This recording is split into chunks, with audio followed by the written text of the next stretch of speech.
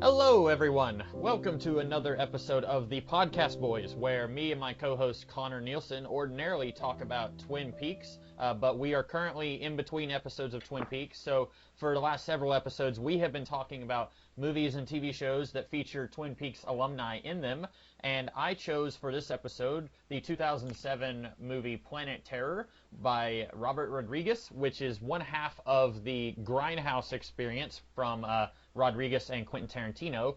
The other half was Death Proof by Tarantino. And Connor, how are you doing today?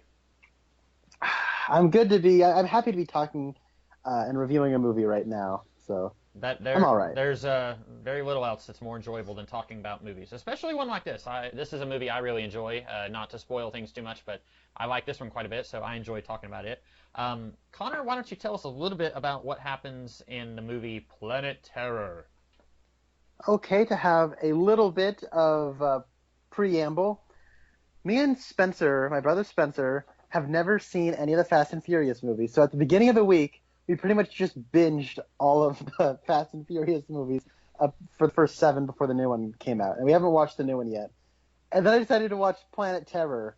And Comics Kid, I enjoyed this, but I'm at my stupid capacity. Oh, do you think you would have liked this more if you didn't watch the Fast and the Furious movies? I probably would have had a better experience. I'm kind of burnt out on ironic thrills, but oh well. It's not really this film's fault. All right, so Planet Terror is about a go-go dancer, not a stripper, played by Rose McGowan. And she and James Hurley have this unrequited love backstory. Also, Lapidus from Lost is JT, the local bar or barbecue owner. Michael Biehn is maybe his brother, who is the town sheriff. And what happens is a military crew led by Bruce Willis. And then there's also Saeed from Lost is also here. Mm-hmm. He's also with the military. He has a weird fixation on balls, testicles. And then if this sounds scattershot, well, that's the movie. So then, anyways, this virus gets set loose, or this airborne toxin gets set loose, and then everyone starts turning into zombies except for a few people in town, Josh Brolin's wife and Fergie's also in this movie. Anyways, it's basically Night of the Living Dead, and then it becomes Aliens. That's the plot. So, and it's directed by Robert Rodriguez, and the whole joke is that it's supposed to look like the trashiest movie ever made. It's a reverent send-up of Grindhouse movies, which Robert Rodriguez and Quentin Tarantino grew up watching and loving. How do you feel about Planet Terror, Comics Kid? Well, like I said, I like this movie a lot.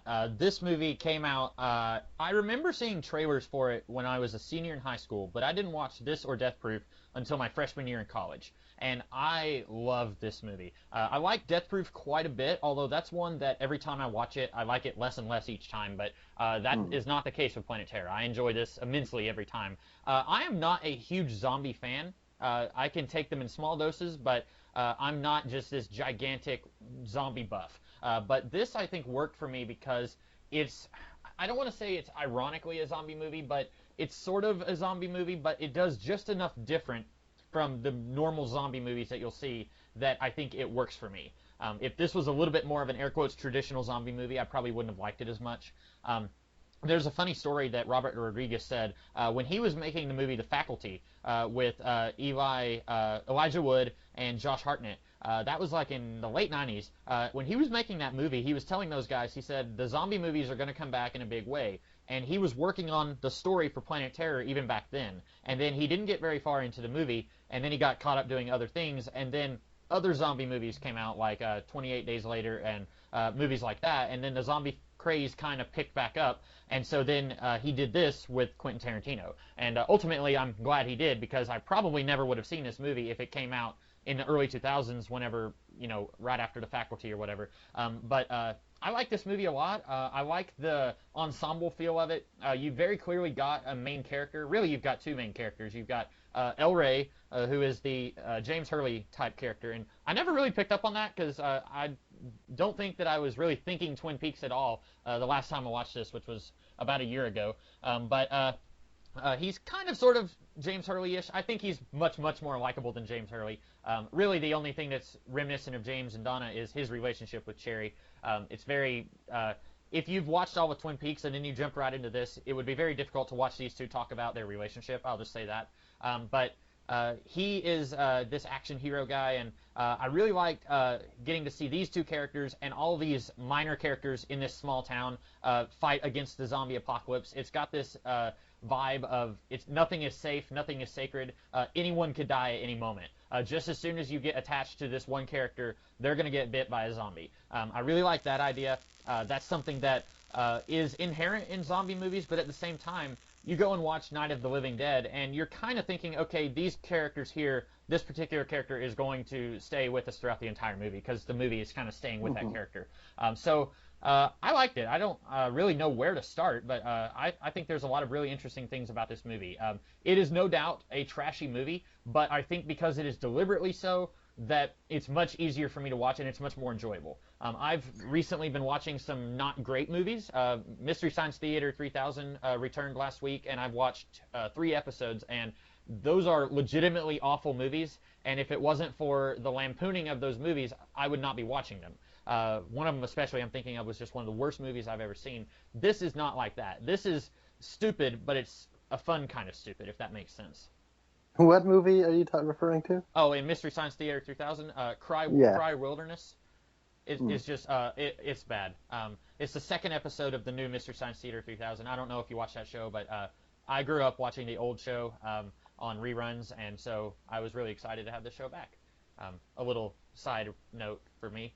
I also dig the MST 3K. So I think where this movie kind of is able to skirt the line is it's not just parody. Mm-hmm. I don't think there's anything in here that is clever enough to be labeled a satire. But it's not just parody and lampooning.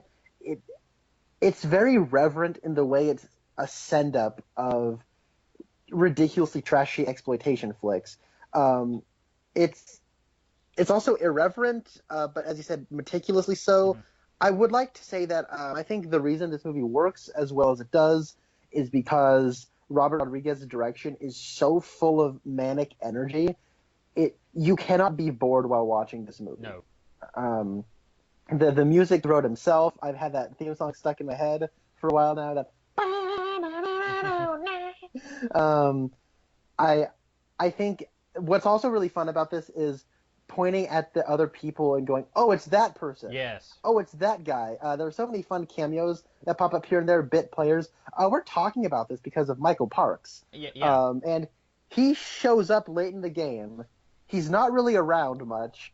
And then he just sort of like shows up for 2 little moments, one of which, and I can't even really understand anything he's saying, but he kind of comes in to shoot Josh Brolin at the end.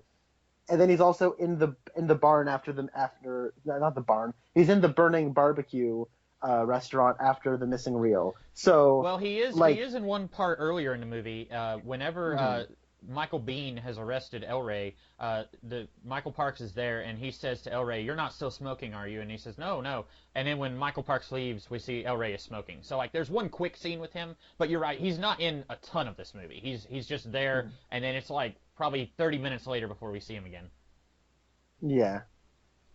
Yeah. So, I think that the direction here is manic, and it's fun, and it's exciting. There's a lot of fun, clever shot setups. I dug this movie on a directorial level, and oh man, I've been saying it since it came out, but I would love to see a Suicide Squad movie directed by Robert Rodriguez. Oh yeah, that would have been great. Now I'm sad because we'll never get that. Or I mean, if we do, it'll be like Suicide Squad 3 or 4, and we'll still have to have the first Suicide Squad movie.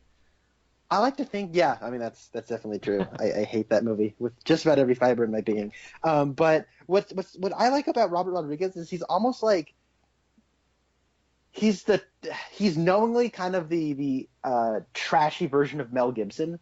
Okay. Where Mel Gibson makes stuff that's very hyper violent and can be perceived as like two-dimensional or archetypical, but once You kind of see where he's taking the story. It almost becomes more artistic.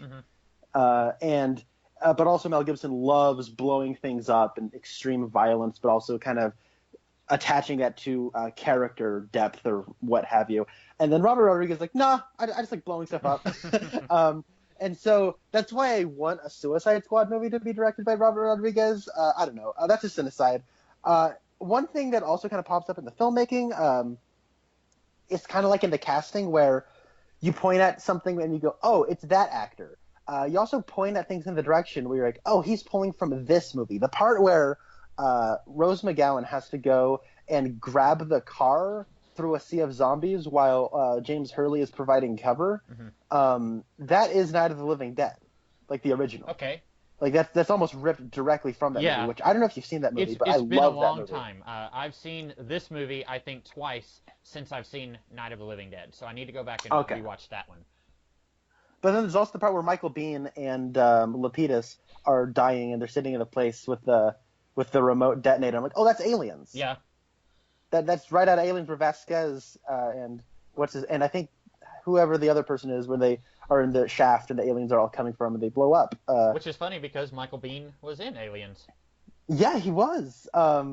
And by the way, Michael Biehn is awesome in this movie. He's maybe my favorite character. The first time I saw this movie, I did not know that was also Kyle Reese. It just did not did not click with me. And then the later times that I watched this movie, I saw him show up, and I'm like, oh, it's Kyle Reese. Okay, cool. You're right. This has got a ton of like, hey, it's that guy. Like, you've got two guys from Lost. Like, that's kind of cool because the first time I watched this movie, I didn't watch Lost, and I didn't really care about it. It was years later before I got into Lost, and then when I was watching Lost, I didn't remember that Saeed and Lapidus were both in this movie. So it's really cool getting to see these actors show up like that. It is pretty cool. It also kind of provides a window into the time this movie was created, because I remember when Lost was on, people were like, oh, well, it's that person from Lost. They're almost kind of like iconic in the popular culture right now. But once Lost ended, none of their careers really took off. It took like 7 years before Evangeline Lilly was in like Ant-Man.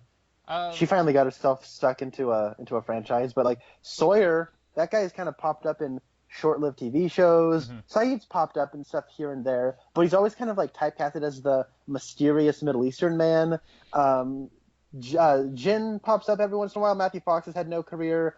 Hey, now he was in Hurley's Speed Racer. had. That's true. I haven't seen Speed not Racer. after Lost. Though, okay. I think the only thing I've heard of Matthew Fox being in After Lost was Alex Cross, which was just annihilated by everybody. You don't cross Alex Cross. Sorry. I had a friend who was like really into that movie, and I like to tease him about that. I haven't seen it, the Alex Cross movie or Speed Racer. Yeah, I haven't either, but I don't know. It's just kind of interesting looking and seeing two Lost alums in here, and it's like, oh, I remember when Lost was on TV. I guess I should like say that I like this movie most when it's the first half. Everything kind of around the part where the reel is missing onwards, I think it loses a little bit of steam. That's not. I think that's a funny choice, but I also think it's. Let's not pretend it's not like extremely weak writing. It's amusing and it's humorous, but you also have to recalibrate yourself as to what's going on. But when they get into the military base, I lost a little bit of interest, but the ending's a lot of fun. It's weird seeing Quentin Tarantino pop up. Being a creepy rapist. Yeah, so he was in early in the movie when Fergie is attacked by zombies. Quentin Tarantino was one of the zombies. Now, he's not playing the same character, but he is one of them that attacks her. And in the special features of the DVD that I have, she's like, he bit me. And, like, she points at his arm where there's a bite mark. And it's like, okay, that's really weird and creepy and totally something that Quentin Tarantino would do. But, yeah, like, it is really weird, especially if you know who he is. Because the first time I saw this, I had heard of Pulp Fiction, I had heard of Reservoir Dogs, and Death Proof was just coming out when this one was, but I didn't know who Quentin Tarantino was. So when I watched this movie, I didn't recognize him from anybody. I just thought, okay, he's just another like C-list actor that they got to be one of the cameos. But yeah, when you know who he is, it's like, oh wait, that's kind of jarring. Like it takes you out of the movie a little bit. It is. I also think his cameo is a little long to where it'd be funny if he just kind of popped up for a bit. But he's in this movie more than Michael Parks is, and that's kind of weird. Yeah, I guess so. I never really thought about that because he's in the last chunk of the movie. He's there at the military base, but Michael Parks doesn't get as much to do. You're right. I feel like Michael Parks is in more scenes than Quentin Tarantino, but Quentin Tarantino has more lines and has got more screen time in his one scene. Yeah. Fair point. Yeah. Have you seen Django Unchained? I have not. Is that on Netflix? Is that something that Yes, it is. I may just need to sit down. I may just need to sit down and watch it. I'm not sure if I would enjoy it because I'm usually very hit or miss with Tarantino movies. Sometimes I really like them, and sometimes I'm just like, that they could have done better. I've heard a lot of people say really nice things about Django Unchained, though. So it's Tarantino cameo is like the most hilarious thing because he's playing an Australian slave trader. Oh boy! And he has the worst Australian accent I've ever heard in my life. Yeah, I can't imagine. Like as soon as you said that, I was thinking like, what's the most awful Australian accent I could conjure up in my mind? And I don't know if I could actually do it justice. Just thinking, like I'd have to watch the movie to see it. It's like, oh yeah, it's like, shut up, black, and you gotta say that I want to hear. It's like, what? What did you just say? But Tarantino, like, I mean, he's a terrible actor. He's not taking any acting classes, and part of it's like it's just amusing that it's Quentin Tarantino. But I think the prosthetics here are really good. I like a lot of the effects. The blood effects look incredible. They're actual blood squibs. The ridiculous violence, I think, fits fine with the ridiculous tone of the film. I was never taken out. I think that I found that's something. Oh, sorry, you go ahead. I was gonna say that I think the weird, like, more sexual elements of the story are handled surprisingly tastefully for this kind of film. Mm-hmm. In fact, they're more tasteful than something in like Suicide Squad. So I don't know. I thought that was kind of interesting. Yeah, I know you said you weren't a huge fan of the missing reel thing. I personally thought it worked because it's sending up these kinds of movies where, you know, I wasn't around back in the 60s and 70s, but they would send a reel of a movie to multiple different theaters. They would rotate them around, and by the time it got to your local theater somewhere, it was in pretty bad shape because it had been played so much. And so they were playing off that idea that it's been played so much that this particular reel is damaged, and so they had to re-edit it or whatever. If this was like in a Suicide Squad movie where they weren't playing up the grindhouse effect, I would have been much more angry about, hey, you can't do that in this kind of movie. But I also like El Rey and Cherry. They just start, like, right when they start to get intimate with each other, that's when it does the missing reel. Like, I thought that was kind of funny. You were talking about special effects. I really like the special effects here. Usually, I'm more of a practical guy over CGI. This does have some CGI, obviously, like the bubbling skin. Like every time they start to turn into a zombie and their skin starts to bubble up, like that's done with some CGI. But most of what's going on here is practical, and I really appreciate that because I think Rodriguez is trying to go for whatever they had their hands on, technologically speaking, back then. He's trying to use that here, and I think that works really well. In the special effects for my DVD, I don't know if you watched any of that, but he talks a little bit about how they would, like, the studio would try and tell him, okay, you can't do this right here, so you're going to have to, like, make it a little bit grinier, like a little bit grainier. That's the word I'm looking for. And then he would do that in such a way where it would actually make the scene scarier. Like there was one where someone was being chased. I don't remember if it was Fergie's character or if it was someone else, but someone was being chased, and like he grains up the film quality a little bit, and it actually makes the atmosphere a little bit scarier, and it goes for the effect that he wants. And there's another scene where the doctor is talking with this other guy. They were talking about somebody who something got infected, and then he said, "What did they do?" And they just both Josh Brolin and the other doctor, they make a chopping motion with their hand into their other hand. Oh yeah. And when they do that, like they make a very brief moment in the movie where it just loses picture really quick. And like Robert Rodriguez said that kind of goes for that effect a little bit more than just them doing the chopping motion. Having it just lose a frame of picture noticeably, like that actually goes for that effect a little bit better. I really like that he uses this opportunity of sending up grindhouse movies to kind of help with the making of this movie. I think that worked really well.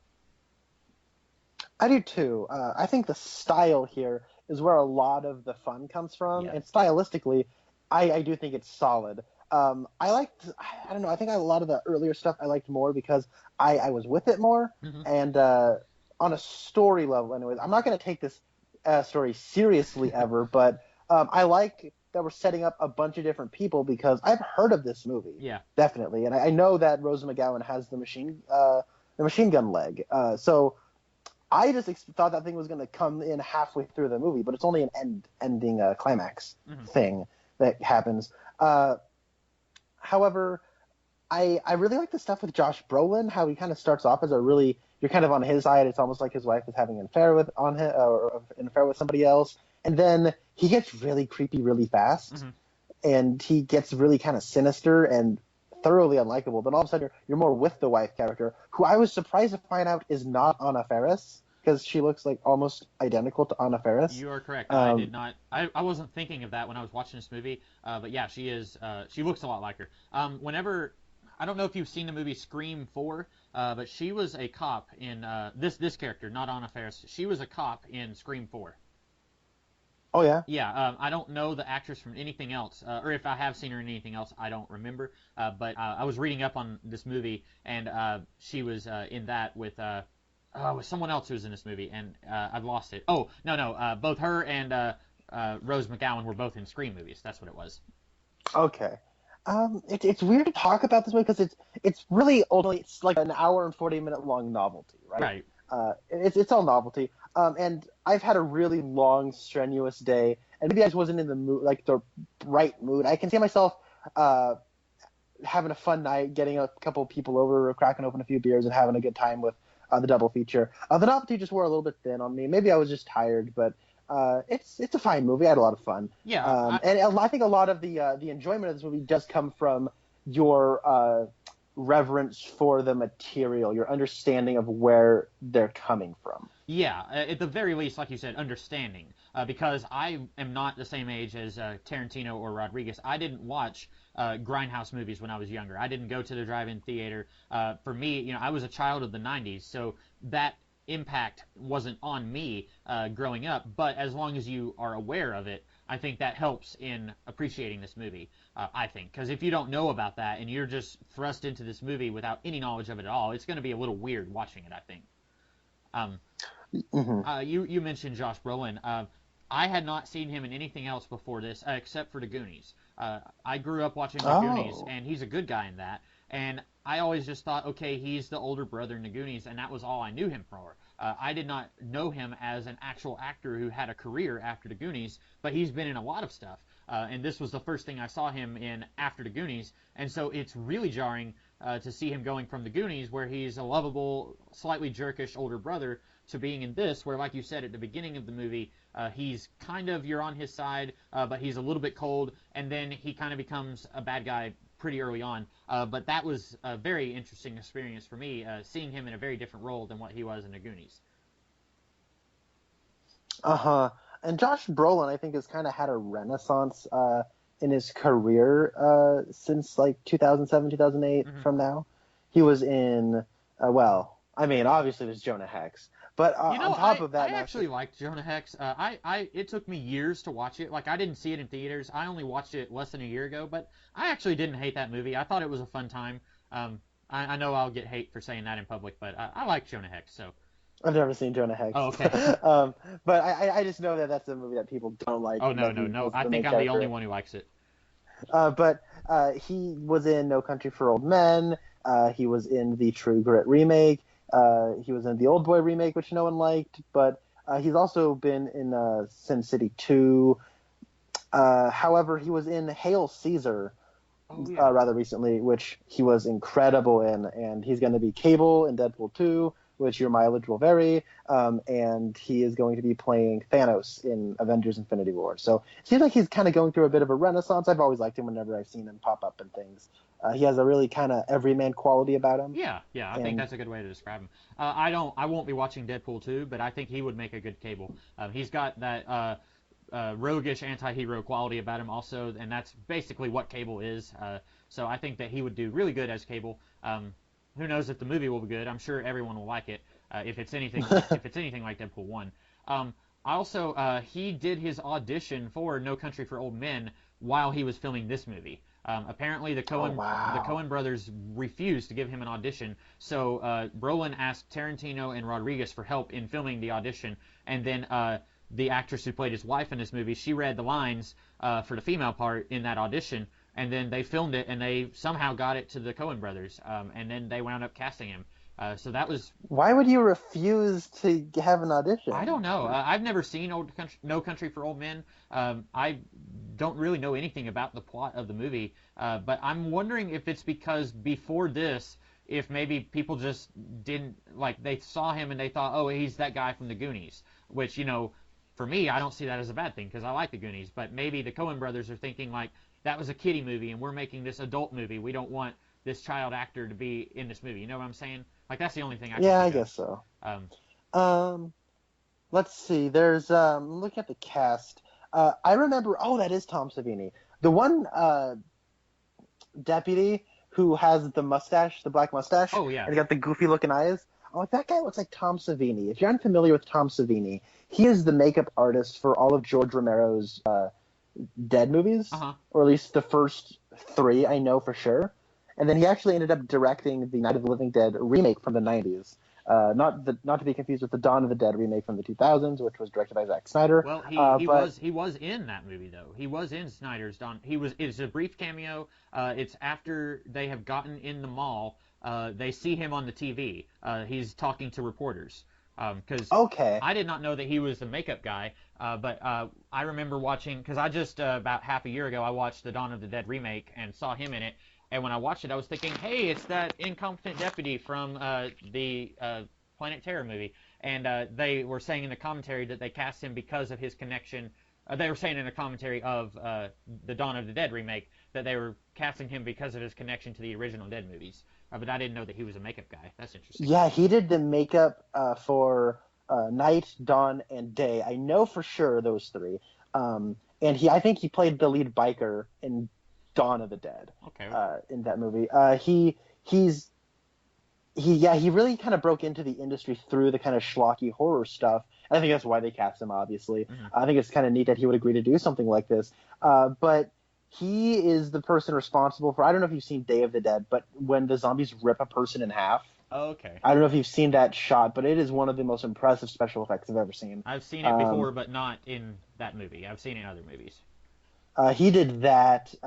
Everything, like all of the special effect and makeup effects, he was the guy who did it for George Romero. And I think it's kind of neat that he was able to start directing movies and start acting in movies, and he's really embraced the culture. He's apparently a really nice, cool guy to hang out with. And I think, and so I was watching this movie, I'm like, that's not Tom Savini, is it? And then I was looking it up, I'm like, oh, that is Tom Savini. That's awesome.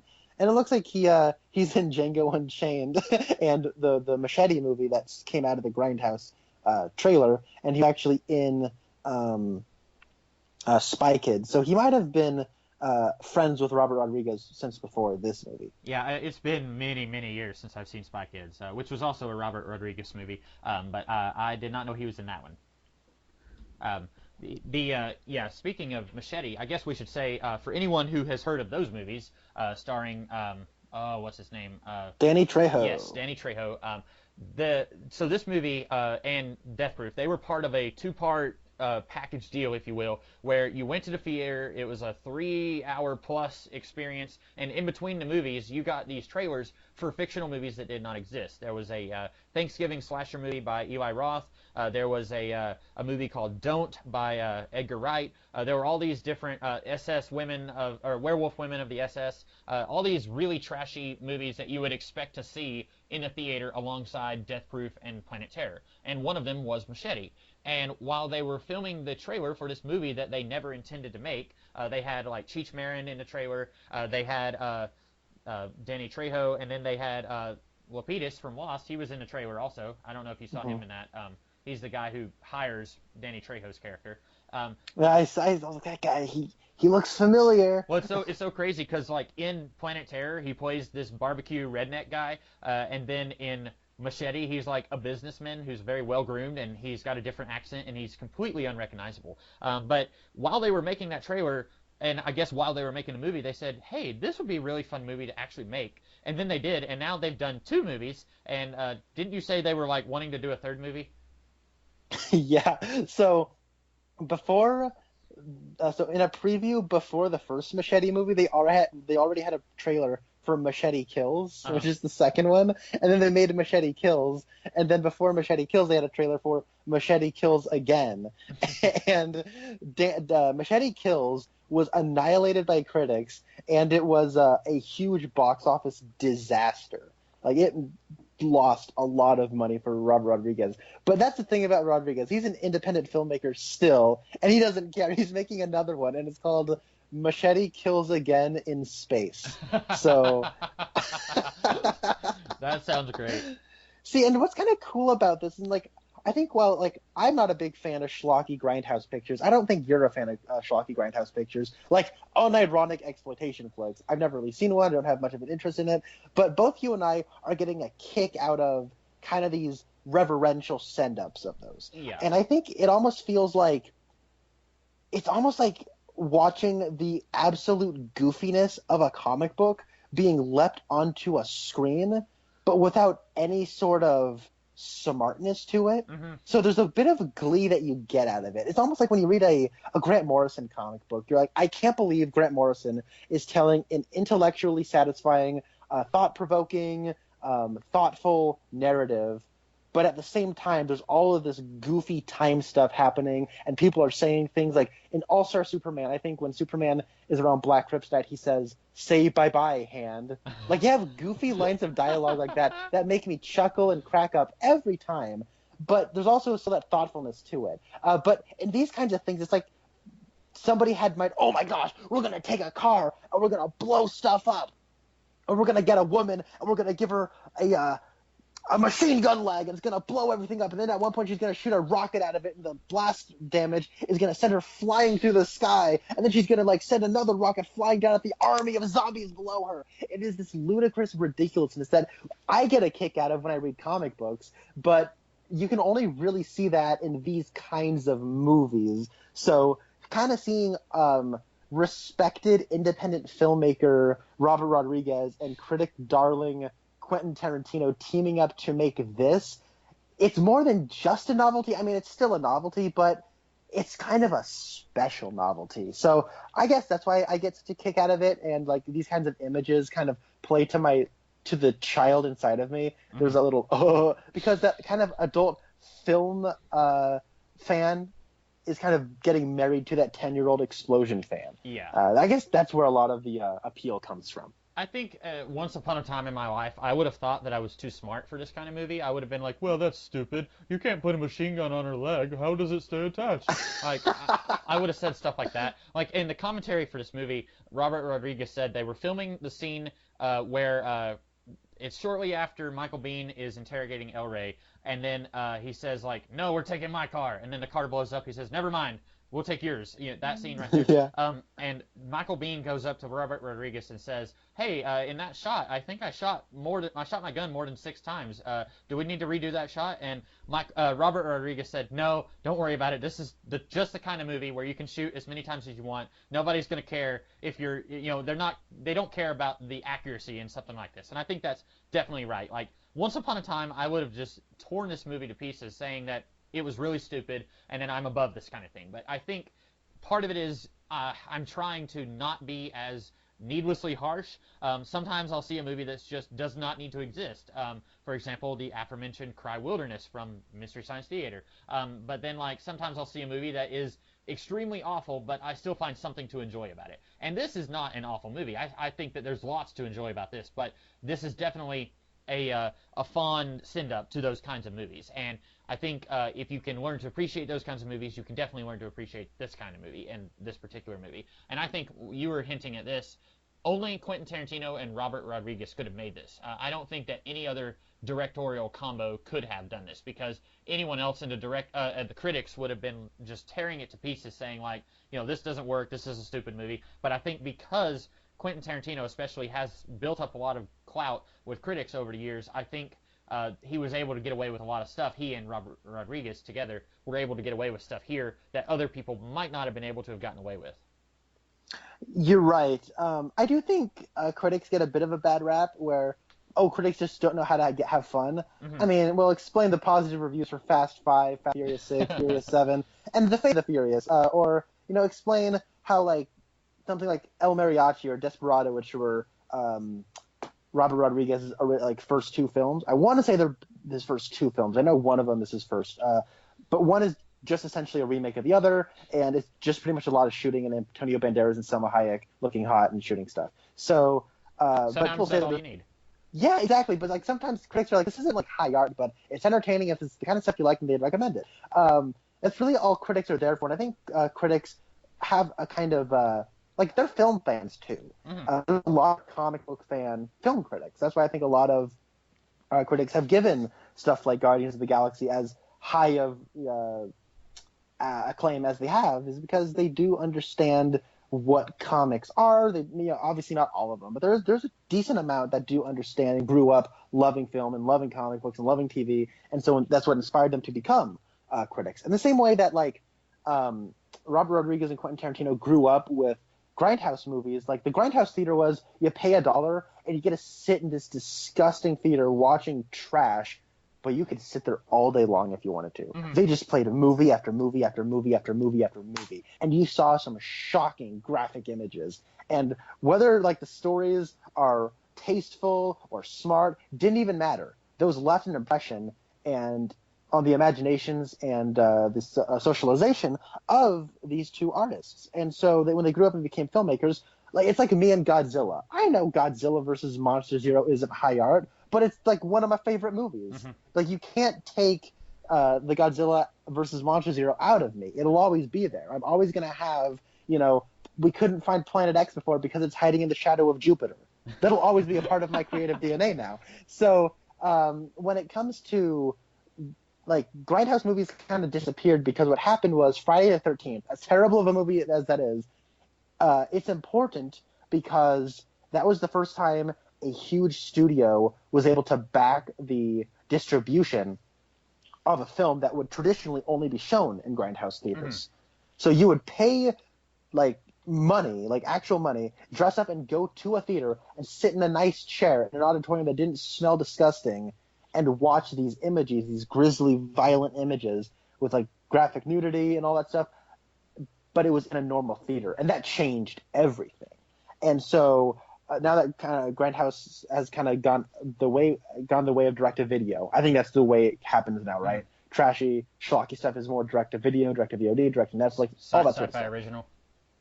Sci-fi original, exactly. But Tarantino and Rodriguez wanted to kind of, pay tribute to this thing that they feel they have a debt to. Because I don't know, if Godzilla were to no longer be a thing, and nobody wanted to make a Godzilla movie, and me and some friends got together that loved Godzilla, like, you know what inspired us as filmmakers? Godzilla. Let's make a Godzilla movie. Like, we would. And I think that's kind of the similar idea here. But also, I think it's more than just Rodriguez and Tarantino. I think it was very smart to get Edgar Wright, Eli Roth, so Eli Roth and Rob Zombie, like, they make trash. Mm-hmm. I think they know they make trash. Like, Rob Zombie made House of a Thousand Corpses, the Halloween remake, Halloween 2, which is the sequel to his remake of Halloween, which is not a remake of Halloween 2. Don't be confused by that. They also got Edgar Wright, who was like the British like messiah of pop entertainment. He made Shaun of the Dead, Hot Fuzz, The World's End, Scott Pilgrim versus the World. He did the TV show Spaced with Nick Frost and Simon Pegg. He did Super? Oh, no, that's James Gunn. Oh, okay, you're right. Now, James Gunn did Super, and he also made Guardians of the Galaxy. Now, James Gunn also made a movie called Slither, which, and oh my God, James Gunn is a whole other can of worms, but he's from the same pack as these people. This entire time, whenever we've been talking about Edgar Wright, I've been thinking of James Gunn. Sorry. So they are two. It's because one almost did Ant-Man and one did Guardians. That's why I was getting them confused. They were together in that weird corner of the Marvel universe. That's why I was getting them confused. Anyway. Oh, yeah. Well, it's interesting you say that because James Gunn, he got his starts in Troma, mm-hmm. which, if you're not familiar with Troma, they made The Toxic Avenger. Wasn't his Tromeo and Juliet? Wasn't that what he did? Yeah, probably Tromeo and Juliet, that's right. They also did Poultrygeist. Oh no, that Like sounds awful. it is like it has nothing to do with Poultrygeist. It's just about like a fast food joint that serves chicken, and it's like the most disgusting thing imaginable. They turn it into the most gross. But here's the thing: Troma is like the used toilet paper of the film industry, and they know it. And so for James Gunn to get a start there, and then he makes Slither, which is like I would say Slither is kind of in the same camp as Planet Terror or Death Proof, where it is revered and people have a respect and an admiration for it to a certain degree, but it's also just kind of a love letter to schlocky B creature features, midnight movies. So I wouldn't be surprised if, like, I don't know, if they ever made like a sequel to Grindhouse, which they won't because Grindhouse lost money. But if they ever like kind of tried to continue the Grindhouse umbrella, they'd probably bring James Gunn in on it because he kind of has become this celebrated filmmaker who got his start in Troma. Right. It's kind of there's something special He about beat the that. odds, yeah. Yeah, I would love, and I've been thinking this for a very long time, even if Robert Rodriguez and Quentin Tarantino said, we lost money, we don't want to do that again, we want to make all these, high-budget movies, even if they didn't want to do it, I would love to see some other directors get their blessing and say, we're going to do Grindhouse 2, The Grinding, or something like that, and like, it doesn't even have anything to do with the, like, original one, but they're doing their own similar thing, like, they're sending an homage to, and maybe it could be like a giant monster movie, like what you said, like it's some really cheesy $10 budget monster movie with sets and a costume and stuff like that. Like, I would love to see something like that again. It could be different directors, and they could be bringing in some of their friends who are like, up and coming filmmakers who aren't necessarily ready to do their own full length feature film. I think this kind of project would be really interesting to see done again by other people. Even though I just said I do too. Only these two guys could do it. But I don't know. I think we've come to a place where there are more people. Like if Edgar Wright were to make a film, like something akin, if he made a feature film out of Don't, then people would turn their head, and high stuffy film critics would say, "Oh no, this is saying something about it's a deconstructionist piece about haunted house movies." It's probably not. Maybe it is though, because the thing is, like, Edgar Wright is one of the most celebrated filmmakers who has a very small filmography. He's made 4 movies. Yes. And he was about to make Ant-Man, but he's only made 4 feature films, and his 5th film, Baby Driver, is coming out this August, which I'm very excited for. But if you got, I don't know, get James Gunn and get Edgar Wright, and have them do Grindhouse 2, The Grinding. Yeah. And, I don't know, you get Eli Roth to do another trailer, and then maybe get some of their friends, or like is it Joe Cornish who is Edgar Wright's like writing partner? Edgar Wright's writing partner. I'm gonna say it's Joe Cornish. I could be wrong, but yeah, he actually it's Joe Cornish. Well, he worked on Hot Fuzz, and he worked on Ant-Man, Attack the Block. It looks like See, that's where I was going. Joe Cornish directed Attack the Block, which was a British B movie send up, and. You know who starred in that movie? Finn. John Boyega. Yeah, exactly. And so that's the only movie anybody knew Finn from Star Wars: The Force Awakens from.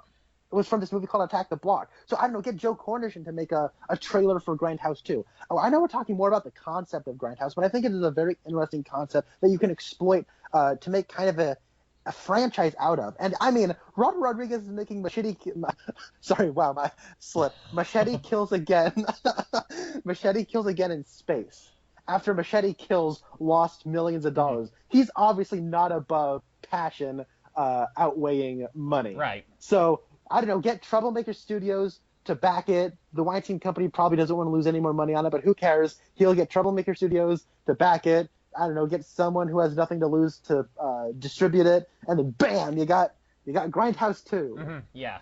I think that'd be amazing. Like, I would go to the theater and watch that, even if it was, well, I don't know. Like, I have trouble, like, when I go to see a normal-length movie, I have to use the restroom, like, 15 times before I watch the movie, because I always, like, whenever I watch a movie at home, I can pause it whenever I want. And there's the idea of I'm going to have to sit there for 2.5 hours for trailers, and, like, just sit there and not go to the restroom. Like, that's always just, like, oh, no. Like, what? It's not so much that I actually have to go, it's just the thought that I might have to go. So I'd probably be, like, really nervous if I went to a 3-hour Grindhouse thing like this, but I don't know. I'd pay money for it. I'd be really excited to do that. Also, I was looking, and the guy who played the patient at the beginning of the movie, the one who his tongue was infected, and they said they were gonna have to cut out his tongue. Oh So yeah. he was in my all-time favorite movie, The Burbs, with Tom Hanks and Carrie Fisher. He played this friend of Corey Feldman, who's got like 2 lines in the movie, and he's that guy. Like I was looking him up, and I saw him on Google Images, and I was like, it's that guy. Like he doesn't even look at all recognizable because in The Burbs he's got like hair down to his shoulders, and I mean he looks totally different in Planet Terror. But it's another one of those, hey, it's that guy moments. I love when that Yeah. happens. I also really like the relentless scratching on the film frame. It's clear that the scratches the scratches are artificial. Yeah. But it's always kind of fun when they kind of get crazy with it. They're clearly having a lot of fun making this. I'm having enough fun watching this. I also watch this on my TV. It's a pretty small TV, which that's probably not the right thing to do. Probably, find this on a projector screen somewhere with surround sound and, crack open a few beers with your friends. Like, this isn't a movie that you necessarily want to watch by yourself. Right. Necessarily. You can still do that and have a lot of fun, get some kicks out of it. But this is clearly made for the theater. And I think as a theater experience, this would have been awesome. Yeah. I didn't watch this in theaters. I watched these later on DVD. But I do think you're right. Getting a group of friends together, find a big barn somewhere and put a giant, a huge sheet that's like the size of the wall and, project it up against a giant wall like that. I think that's the way you would want to watch this movie. And like, I don't know, maybe watching it on a small screen might help with that, like, scratchiness. Like, you watch. It brings back memories of watching movies from the early 90s where it's like really scratchy or something like that. But I think you're leaning in the right direction. Like watch it big and loud. Right. And not necessarily in like the best quality projection, just as big as you can get it. I don't know, maybe turn the focus down a little bit just for the fun of it. Yeah, definitely. Do you have anything else you want to say about this? I just found out that the guy who plays El Rey is Freddie Rodriguez, has no relation to Robert Rodriguez. I just assumed it was his son. Yeah, I was just looking him up to see if they were related. And I think I had looked that up before and I had just forgotten. But yeah, but the guy who played Josh Brolin's son in this movie is Robert Rodriguez's son. Really? Wow. In Okay, fact, I wouldn't get that. So that character dies at one point. It's a really, really, if you like really dark comedy, it's funny. So the doctor, the female doctor, she gives a gun to her son and says, use this to shoot the zombies if they come. And then she says, don't point it at yourself. She says that like twice. And then she's not even 3 feet away. And then you just hear him shoot. And he's shot himself. And, like, it's extremely dark comedy. Like, it's probably the bleakest thing that happens in this movie. But, like, it's also definitely meant to be humorous if you're into that kind of thing. Robert Rodriguez actually filmed 2 versions of this movie. He filmed scenes with the boy so that he wouldn't know that his character died. Like, he did it in such a way where his own son does not realize that he died in this movie. And apparently the Rodriguez family is the only people who possess that copy of that movie. And I'm assuming this movie is 10 years old now, so I'm assuming that he knows now that he died. I'm assuming, but I did think that was kind of funny that he hasn't, or that at the time that this movie came out, he hadn't told his son that his character died in the movie. That's kind of funny. Like it's probably a good dad move to like have you're in this movie, son, and you don't die. But like, if you're gonna kill a kid, it's probably okay that it's your kid and you're not killing like. That was his reasoning. He said like he didn't want to use anyone else's kid. He said he felt less guilty doing it with his own son. That's the way I would have done it exactly. too. But I thought that was kind of funny.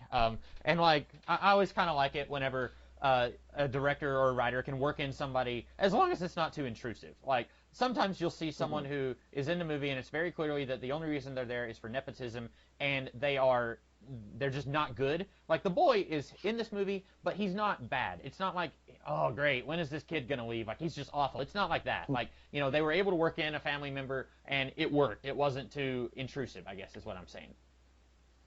Right, or like in Twin Peaks when David Lynch had his son as the little tree. Yeah, that's another good example, and that was suitably creepy. It worked very well there. I guess I could have picked something that was a little bit more Twin Peaksy, because I guess kind of like Whiplash with you. Like I had forgotten that Michael Parks isn't in this as much as he is. But this is a character.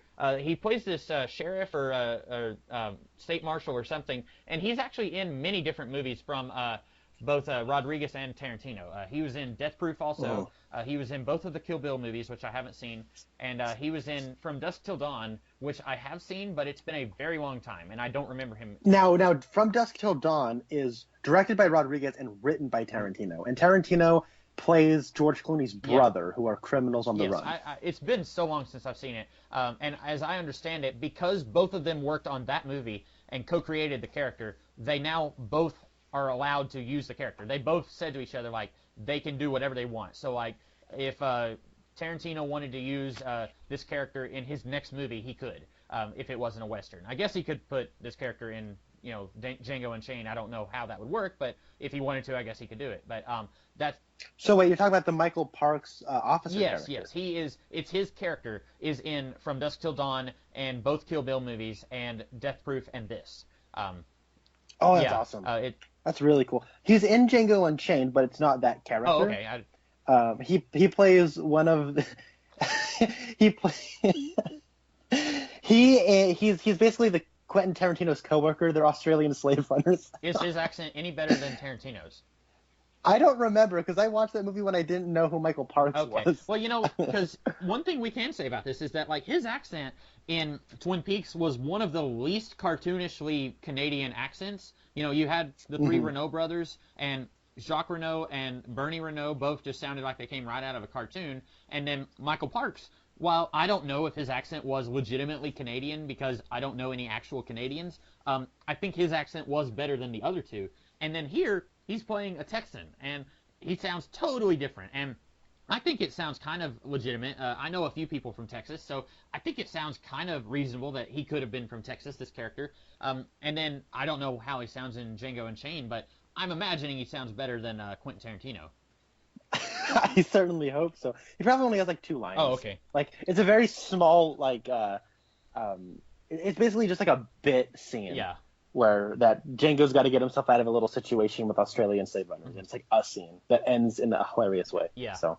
Well, I guess, like I said, I could have chosen something else, but I wanted to choose the movie that had Michael Parks in it where he's the most active, because I haven't seen either of the Kill Bill movies. I didn't know he was in Dusk Till Dawn, but he's in Death Proof, but he's in it even less than he is in this. So, I figured that this would be the better one to choose. So, Connor, do you think we will be able to do another one of these before Twin Peaks comes back in May? Probably. Next week should be a lot less hectic than this week. Well, then I believe it is your turn to choose something. What have you got for us for next week's podcast? Well, before I do that, I have a couple last points. Oh, okay. Sorry. First off, I think it's cool that Michael Parks at least has a moment. Yeah. Like when he comes on in and shoots Josh Brolin, I'm like, oh, please be Michael Parks. And then it pans up and it isn't. I'm like, yeah! Yeah, that was really good, yeah. Then I do think that this is maybe a little bit more Twin Peaksy, just by nature of it's a small town, something weird is going on. It does, have more of a debt to something like Aliens or Night of the Living Dead, but there's a little bit of Twin Peaks in there. Yeah. There's I mean, it's not a brothel, but it's a go-go club, right? I don't know. Michael Parks is related to somebody, yeah. Right? So, to one of the main characters. I don't know what I'm going to go with. Let me check. If you have any last thoughts, why don't I'll look up stuff. This is my favorite zombie movie. I will say that. Somewhat recently, I said that I watched Dawn of the Dead, the remake by Zack Snyder, and I didn't hate it because I thought I would, since it's Zack Snyder, and I've recently had a run-in with Zack Snyder's movie Batman vs Superman that I did not enjoy, and so I thought I wouldn't enjoy Dawn of the Dead, but I liked it quite a bit, and and that's also a James Gunn. He worked on that with Snyder. I don't know if you.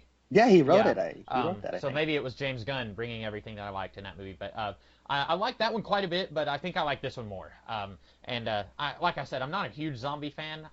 I don't watch The Walking Dead. I'd say zombies now are even more of a huge thing than they were in 2007 when he finally got around to making this movie. And I don't know what other zombie movies had come out in between The Faculty and this, because he said that zombies did come back before he was able to get around to making this, and so I don't know which other zombie movies there were other than like 28 Days Later.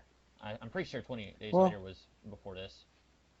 I know there was 30 Days of Night was in there somewhere. Yeah, that one is kind of vampire-y.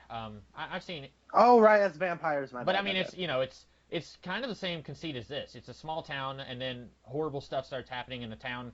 All kind of has to band together. It's similar. It's just a different fantastical element.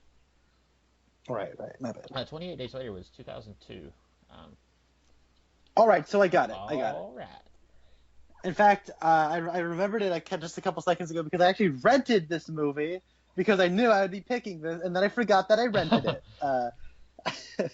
Now, I'm picking this mostly because over the course of our podcast, we would look up actors who played characters in Twin Peaks, and we'd always say, oh, they popped up in David Lynch movies, but they all seem to pop up in this movie. Now, you've seen this film. I have not. It is a David Lynch film.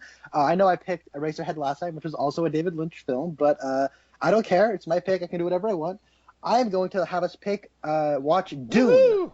The 1984 I think that sounds film, directed by David Lynch. It is considered one of the biggest box office disappointments at the time of its release. It got not ripped apart, but it got unfavorable critical reception. I know it has a cult following. It is based off of one of the most beloved science fiction novels of all time. Have you? I know I'm going to ask you this again when we do the podcast, but have you read Dune? I saw it in the library and I read about 2 pages, and I was like, "Oh, I have to get to class." Okay.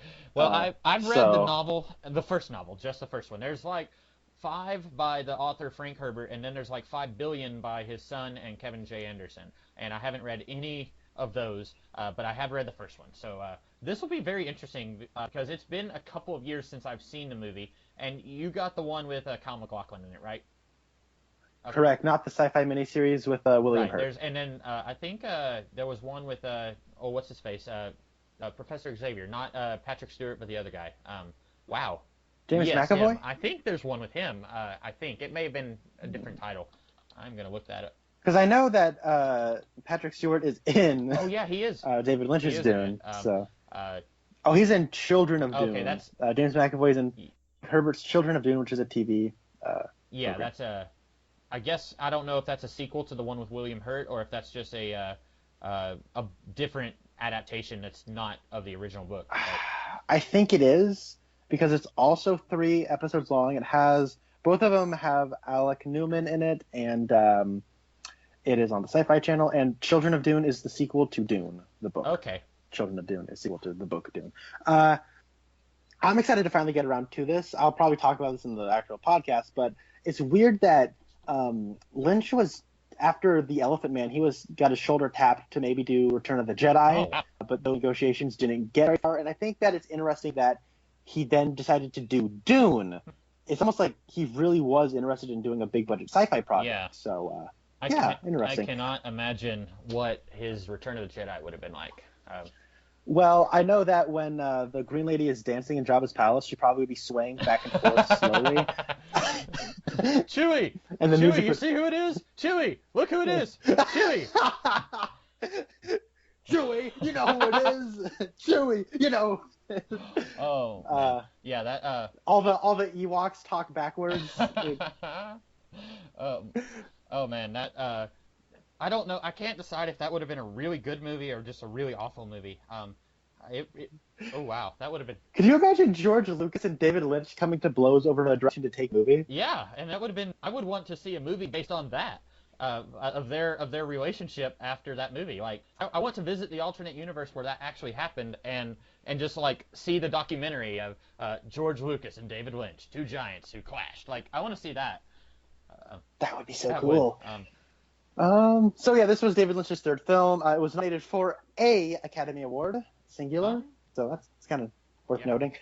All right, it has Kyle MacLachlan, Jack Nance, of course. It also has Everett McGill, and I'm pretty sure other people that were also in Twin Peaks. It has Donna's younger sister who played the piano. That's right, who also lives in the basement. Okay, that's right, yeah. One of the sisters who lives in the basement. So it'll be... I'm very excited to rewatch this because it's been a couple years since I've seen it. Mostly the last time I watched it, I was kind of just watching it to compare it to the book and how it works as an adaptation. But now I'll be watching it as a David Lynch property and not as an adaptation. So it's going to be a different experience for me, and I'm interested to see what you'll have to say also. I am interested as well. I actually know somebody who's a huge David Lynch fan, but he hates this movie because as much of a fan of David Lynch as he is, he's also a bigger fan of the book Dune. Oh, okay. So, yeah. Well, I believe that's all we have to say. So I am the Comics Kid 2099. And I am Connor Nielsen. And we will see you next time. Bye-bye, little hand.